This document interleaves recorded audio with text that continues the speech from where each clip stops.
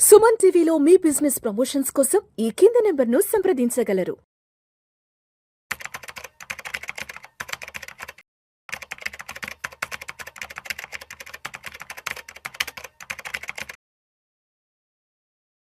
నమస్తే సాయిరామ్ గారు. నమస్తే మేడం. సాయిరామ్ గారు, స్టాక్ మార్కెట్‌లో స్మాల్ కేస్ గురించి కొంచెం ఒక క్రేజ్ అయితే నడుస్తుంది. అసలు ఒకసారి స్మాల్ కేస్ అంటే ఏంటి? దానివల్ల బెనిఫిట్స్ ఏంటి అంటే? సో ఈ మధ్య కాలంలో ఇన్వెస్ట్మెంట్ వరల్డ్‌లో ఎక్కువగా వినిపిస్తుందండి ఈ స్మాల్ కేసెస్ అనేది. సో స్మాల్ కేస్ అంటే ఏంటంటే ఇది ఒక ఇన్వెస్ట్మెంట్ ఐడియా లేదా ఒక బాస్కెట్ ఆఫ్ సెక్యూరిటీస్. సో ఇందులో ఏం చేస్తామంటే ఈ బాస్కెట్‌లో సో ఒక థీమ్ ఏదైనా ఒక థీమ్ సెలెక్ట్ చేసుకొని లేదా ఏదైనా ఒక గోల్ సెలెక్ట్ చేసుకొని దాని మీద మనం ఇన్వెస్ట్మెంట్ అనేది చేస్తూ ఉంటాం. ఉదాహరణకు నాకు పోర్ట్ఫోలియో గ్రో అవ్వాలి and at the same time నాకు ఎక్కువ వోలటాలిటీ ఉండకూడదు. ఈ కండిషన్లో మనం ఒక మల్టీ అసెట్ థీమ్ సెలెక్ట్ చేసుకొని దాని మీద మనం కొన్ని సెక్యూరిటీస్ అనేది యాడ్ చేసుకుంటారు. కొన్ని స్టాక్స్, కొంత గోల్డ్, కొంత బాండ్స్. సో ఇదొక స్మాల్ కేస్. లేదు, నేను ఒక సెక్టార్ మీద ఇన్వెస్ట్ చేయాలనుకుంటున్నాను. ఉదాహరణకు నాకు ఫైనాన్స్ సెక్టార్ బాగా పెరుగుతుంది అనిపించింది. ఒకప్పుడు చూసుకుంటే ఫైనాన్స్ సెక్టార్లో బ్యాంక్స్ మేజర్గా ఉండేవి. బ్యాంక్స్ అండ్ ఎన్బిఎఫ్సిస్, సో కొన్ని ఇన్సూరెన్స్ కంపెనీస్. ఈరోజు చూసుకుంటే కనుక ఫైనాన్స్ సెక్టర్ చాలా విస్తరించింది. సో మనకి ఇప్పుడు చూసుకుంటే కనుక ఫిన్టెక్ కంపెనీస్ వస్తున్నాయి, వెల్త్ టెక్ కంపెనీస్ వస్తున్నాయి. సో ఎవరు ఊహించని కంపెనీస్ కూడా ఈరోజు లిస్ట్ అవుతున్నాయి. సో ఈ సెక్టార్ గ్రోత్ ఉంది, నేను ఇన్వెస్ట్ చేయాలనుకున్నాను. బట్ నాకు ఎలా ఇన్వెస్ట్ చేయాలో తెలియదు. సో ఇప్పుడు ఒక ప్రొఫెషనల్లో ఏం చేస్తారంటే సో ఈ సెక్టార్లో ఇన్వెస్ట్ చేయడానికి ఈ కంపెనీస్ బాగుంటాయి అని చెప్పేసి ఒక కంపెనీస్ ఒక ప్రీడిఫైన్డ్ వెయిట్లో సెలెక్ట్ చేసుకొని ఒక బాస్కెట్ క్రియేట్ చేస్తారు. ఉదాహరణకు మనం తీసుకున్నాం, సెమీ కండక్టర్ ఓరియంటెడ్ స్టాక్స్ అయితే బాగా పెరిగాయి లాస్ట్ ఫ్యూ ఇయర్స్లో. సో ఇప్పుడు ఏఐ బేసిస్ మీద ఒక 5 కంపెనీస్ నేను సెలెక్ట్ చేసుకున్నాను.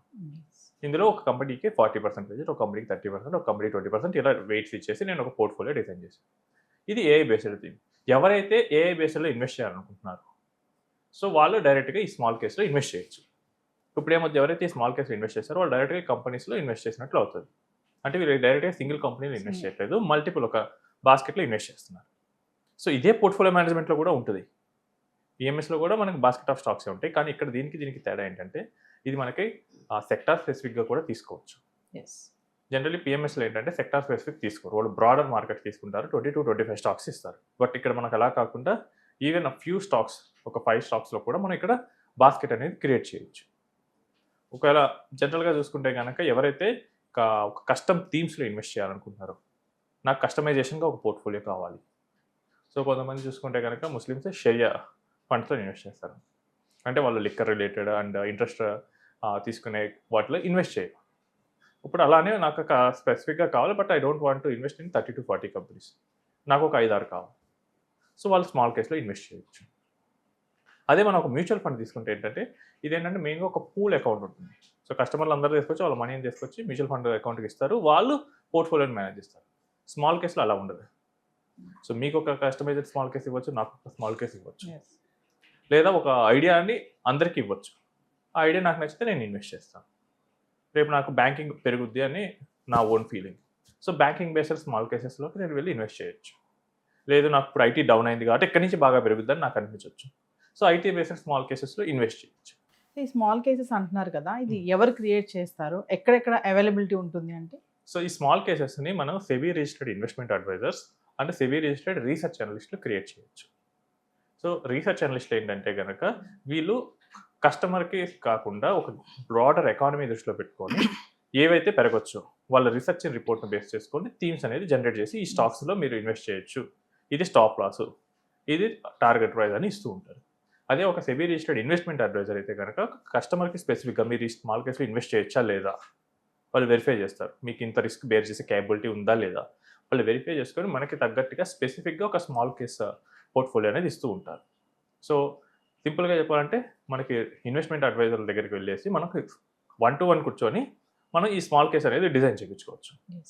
లేదు కనుక ఈరోజు స్మాల్ కేసెస్ వెబ్సైట్స్ కూడా ఉన్నాయి, చాలా కంపెనీస్ ఆఫర్ చేస్తున్నాయి. సో స్మాల్ కేస్ వెబ్సైట్లో చాలా ఇన్వెస్ట్మెంట్ అడ్వైజర్స్ రిజిస్టర్ అయి ఉన్నారు. అక్కడ కూడా మనం డైరెక్ట్గా స్మాల్ కేస్ మనకి ఏదైతే నచ్చిందో ఆ పోర్ట్ఫోలియో తీసుకొని మనం ఇన్వెస్ట్ చేయొచ్చు. అంటే దీంట్లో కూడా డైవర్సిఫికేషన్స్ ఉంటాయండి స్మాల్ కేసెస్లో కూడా? యా, స్మాల్ కేస్ ఏంటంటే మెయిన్గా it's not for a diversification, it's for a concentration.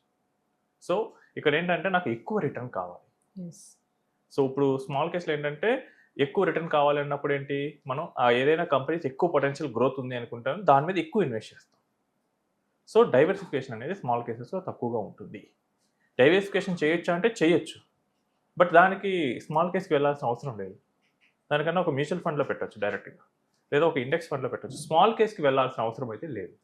So small cases మెయిన్గా ఎవరైతే కాన్సన్ట్రేటెడ్ పోర్ట్ఫోలియో కోరుకుంటున్నారు, ఎవరైతే యూనిట్స్ స్టాక్స్ నా అకౌంట్లోనే ఉండాలి, నేను పర్సనల్గా హ్యాండిల్ చేయాలనుకుంటున్నాను అనుకుంటే వాళ్ళు స్మాల్ కేస్కి వెళ్ళచ్చు. ఇందులో రిస్క్స్ కూడా ఉంటాయి. సో ఇది కాన్సన్ట్రేటెడ్ పోర్ట్ఫోలియో కాబట్టి వాళ్ళు అనుకున్న స్ట్రాటజీ వర్కౌట్ అవ్వకపోతే, this happened with even big fund managers also. So వాళ్ళు రీసెంట్గా ఐటీ పడింది, ఆ టైంలో వాళ్ళ థాట్ ఏంటంటే ఇక పెరగొచ్చు ఇంకా ఐటీ అని చెప్పేసి వాళ్ళ పోర్ట్ఫోలియోలో ఉన్న స్టాక్స్ అమ్మలేదు, ఐటీ రిలేటెడ్ స్టాక్స్. మార్చ్ ఆ టైంలో చాలా వరకు వాళ్ళ వచ్చిన ప్రాఫిట్స్, మిగతా కంపెనీస్ జనరేట్ చేసిన ప్రాఫిట్స్ అన్ని ఐటీ కంపెనీస్ తినేసాయి. సో ఇలా మీకు ఈవెన్ మ్యూచువల్ ఫండ్ అయితే 40 to 50 స్టాక్స్ హ్యాండిల్ చేస్తుంది కాబట్టి కొంత ఎఫెక్ట్ తక్కువ ఉంటుంది. బట్ మీరు ఒక 5 కంపెనీస్ సెలెక్ట్ చేసుకొని, ఒక 10 కంపెనీస్ సెలెక్ట్ చేసుకొని, సో ఒక 2-3 కంపెనీస్ మీకు ఎక్కువ నెగిటివ్ రిటర్న్స్ ఇస్తే, సో మీ పోర్ట్ఫోలియో మేజర్గా ఇంపాక్ట్ అవుతూ ఉంటుంది. సో ఆ కాన్సన్ట్రేషన్ రిస్క్ అనేది ఎక్కువ ఉంటుంది. అండ్ ఎవరైతే పోర్ట్ఫోలియో అనే కాన్సెప్ట్ని అండర్స్టాండ్ చేసుకుంటారో వాళ్ళకి ఈ స్మాల్ కేసెస్ అనేవి సూట్ అవుతాయి. బట్ అంత ఎక్స్పీరియన్స్ లేకుండా ఈ కనుక మార్కెట్లోకి వస్తే కనుక ఈక్విటీ డైరెక్ట్ ఈక్విటీ కాబట్టి ఆ ఫుల్ డౌన్ సైడ్, ఒకవేళ మార్కెట్ ఏదైనా డౌన్ అయితే కనుక ఆ ఫుల్ డౌన్ ట్రెండ్ రిస్క్ అనేది మనం భరించాల్సి వస్తుంది. అంటే వీటిలో ఇన్వెస్ట్ చేయడం వల్ల బెనిఫిట్స్ ఎలా ఉంటాయండి? సో బెనిఫిట్స్ ఏంటంటే మనకి లిమిటెడ్ స్టాక్స్ సెలెక్ట్ చేసుకోవచ్చు కాబట్టి, లిమిటెడ్ ఐడియాస్ సెలెక్ట్ చేసుకోవచ్చు కాబట్టి మనకి అప్ సైడ్ అనేది చాలా ఎక్కువ రిటర్న్ అనేది స్కోప్ ఉంటుంది. సో ఇక్కడ ఇంకోటి ఏంటంటే మనకు ఓన్గా ఒక అడ్వైజర్ని పెట్టేసుకొని నాకు నచ్చినట్లు కస్టమ్ పోర్ట్ఫోలియోస్ నేను డిజైన్ చేసుకోవచ్చు. జనరల్గా మనకి వెల్త్ మేనేజ్లో ఏంటంటే ఒక పర్సన్ ఎక్స్పెక్ట్ చేసేది ఏంటంటే నాకు తగ్గట్టుగా ఎక్కడెక్కడ ఇన్వెస్ట్ చేయాలి, ఇలాంటి సజెషన్స్ అడుగుతూ ఉంటారు. This is possible with small cases. So నార్మల్గా జనాలందరికీ ఇచ్చే, కామన్ మ్యాన్కి ఇచ్చే వాటిలో ఏంటంటే అది కుదరదు.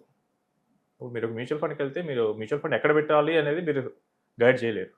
బట్ స్మాల్ కేసెస్లో మీరు తీసుకోవచ్చు, ఓకే ఎక్కడెక్కడ ఎలాంటి వాటిలో నుంచి మీకు కావాలి.